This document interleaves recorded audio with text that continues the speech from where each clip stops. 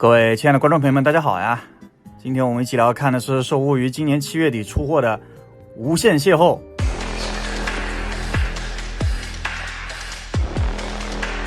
篝火真理亚。那么售价的话是8580元含税。那这也是我们频道第一次接触无限邂逅系列啊。那无限邂逅的这个盒子呢，我觉得还是很漂亮的啊。除了正面的例会图以外呢，左侧和背面呢，则是使用这个官图来对产品的一些特征啊、设计玩法和配件来进行一个介绍啊。然后整体的排版呢也是非常有设计感啊。然后右侧的话，则是狗屋一贯的这一个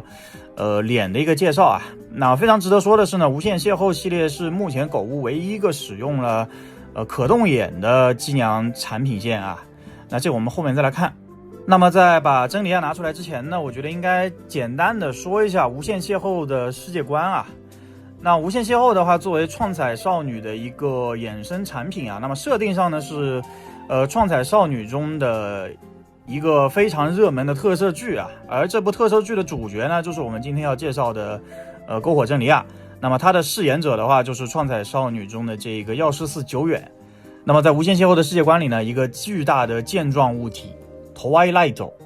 降临地球啊。自那以后呢，人类的体内呢开始不断的诞生一种名为 Another 的怪人。那同时呢，一种名为 Philosophia 的精神疾病也开始蔓延。那么患者呢会因为恐惧和绝望而过度依赖某种事物，严重的甚至会将身体交给 Another， 最后变成名为这个 Bloodless 的怪人啊。而一部分呢能够唤醒自己体内的 Another 的力量并与 Bloodless 战斗的人呢，则被称为 Trigger。我好想念托利感。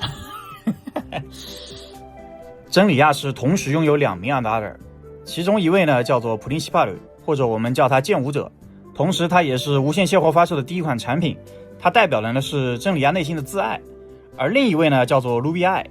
啊，我们可以叫他红宝石之眼，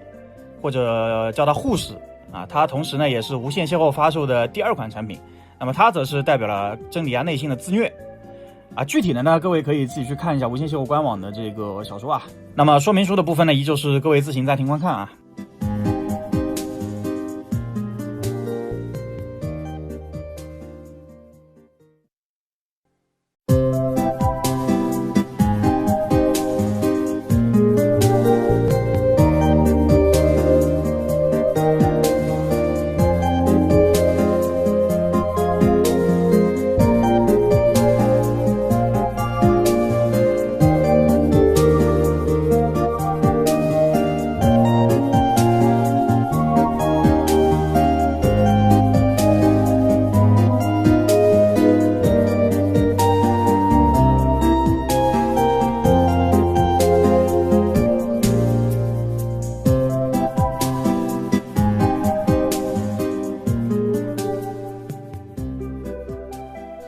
好的，那我们依旧是很快的拼好了。那么这就是这一次的篝火真理亚了，不知道各位第一眼觉得怎么样呢？首先，真理亚它整体身形的一个刻画非常的出色，曲线也是十分的漂亮啊。无限邂逅系列的这种仿生机械风格的造型呢，也是非常非常的炫酷。而这一次真理亚的长发呢，被拆分成了7个部分，那不仅每个部分都拥有独立的可动呢，同时也很好的刻画出了它长发的这一种飘逸感。相比无限邂逅系列以往的产品呢，真理亚整体的结构是进行了完全重新设计，不仅保留了系列一直以来引以为傲的超高可动性，可动结构也从以往的50多处直接增加到了79处。另外呢，这一次的一大亮点就是狗屋第一次在自家的拼装模型上使用了真实的布料材质啊，那么也就是这一次的真理亚它的裙子。那么根据我浅薄的学识呢，我猜这个东西应该是 PU 皮啊。那么前后呢，一共是叠了3层，通过2侧的零件像夹面包一样固定在胯部。整体的材质呢是非常的薄的啊，所以各位在把玩的时候呢，一定要小心，千万不要给弄破了。尤其是在拆装的时候，也不要过度的去拉扯，因为固定的这个孔位啊，肯定是经不起反复的受力的。而且呢，我自己在安装的时候呢，好像就已经不小心刮破一点点了，不过还好，刮到的位置呢，刚好有个零件可以挡住它，所以基本上是看不到的。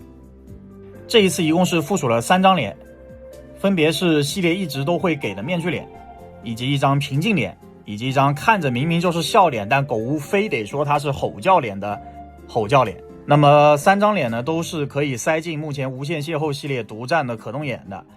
那么说到可动眼呢，上一款仿生人的可动眼印刷使用的是 UV 打印技术啊。那么虽然发色还算不错呢，但是整体的颗粒质感非常的严重，那么看起来呢会有一些糊。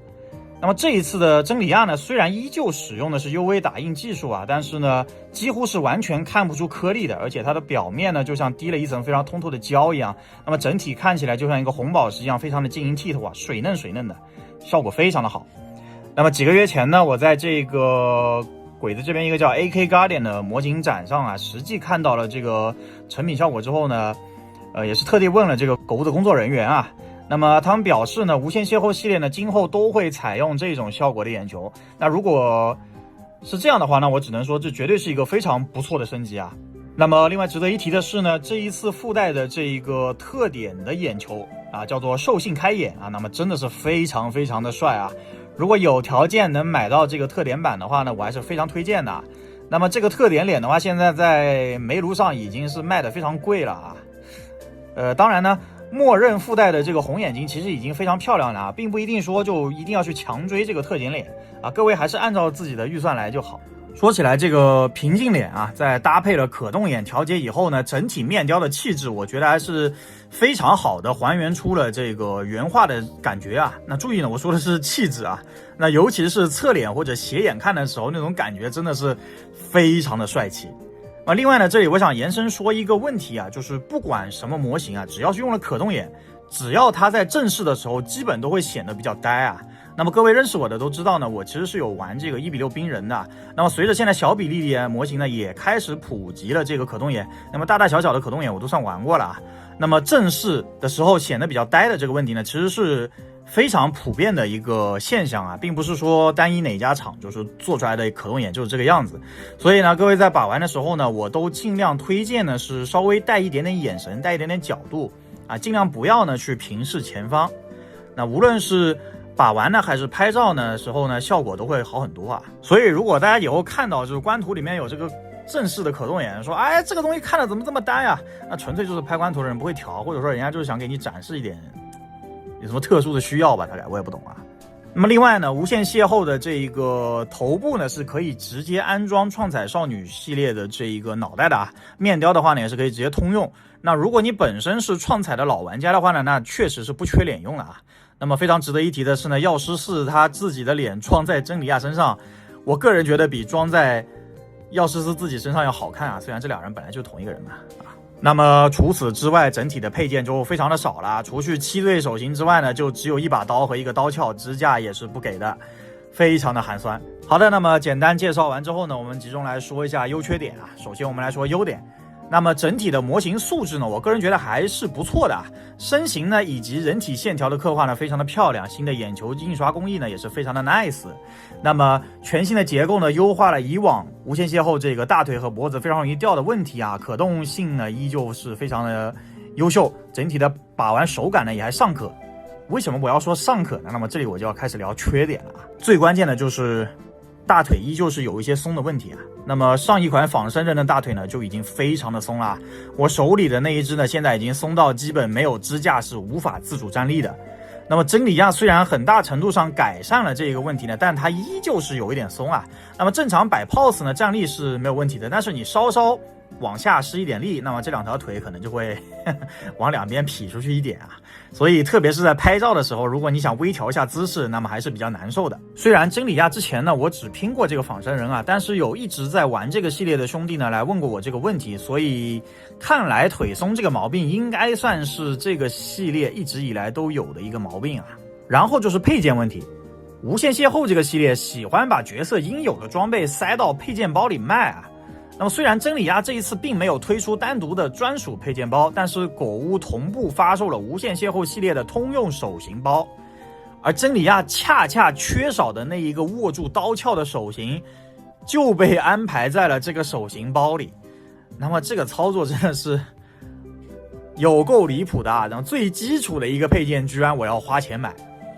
真的狗屋我他那么更离谱的是呢，这个抓握刀鞘的手型它居然完全握不住刀鞘，各位可以看到，在视频里所有只要握住刀鞘的镜头，我都是用蓝丁胶粘住的啊，真的纯逆天。那不过好在呢，这个配件包里其实还有比较吸引人的，就是像这个5条5的这个无量空处的手型啊，还有这个剪刀手啊。那么我认识的几个兄弟呢，也是冲着这2个手型才去买的这个配件包。所以整体来说的话，这个配件包如果你喜欢这2个手型的话，倒也还算值得啊。再然后就是布裙正面的4个纽扣存在硬歪的问题，好家伙，在这儿等着我呢。不过好在这个布料本身比较薄啊，上面的这个纽扣的凸起呢也不算的明显，不凑近看呢其实是不太容易发现的啊。然后就是补色稍微有一点多的问题啊，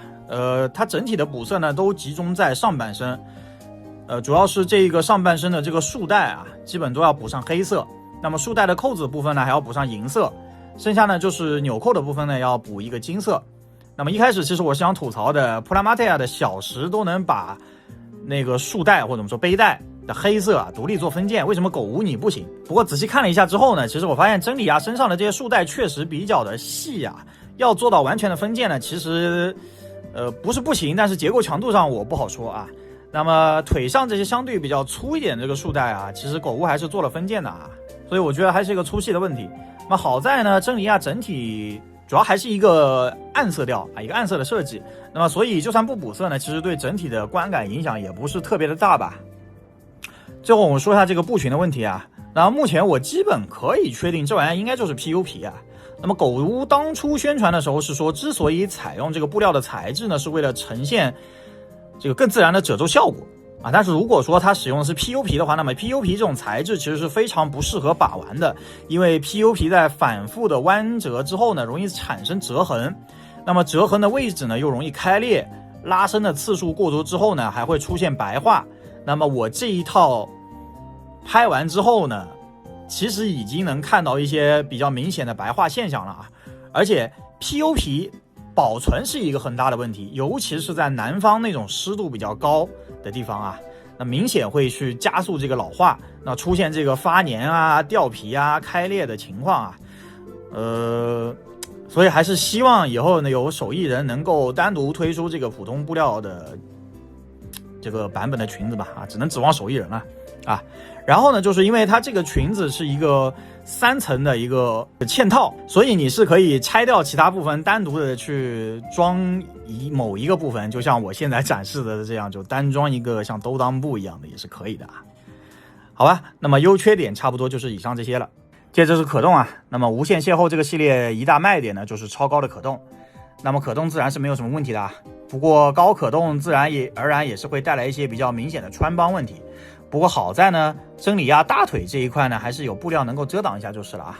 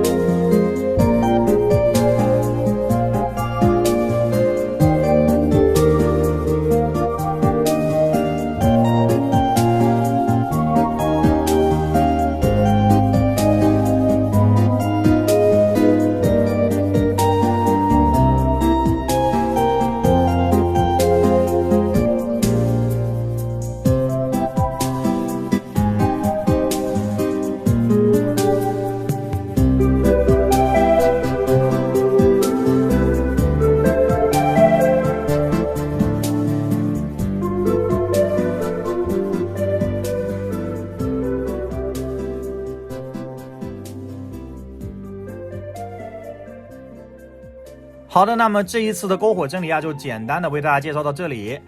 五色的部分呢，刚才在缺点的那边已经说过了，这边就不单独的展开了啊。那么整体来说的话呢，真理亚的这个模型的素质呢，我觉得还算可以啊。不过说实话，我对这款产品呢期待值确实有一些太高了，所以实际上手之后呢，和我的预期还是有一点落差的。所以我建议各位呢，不要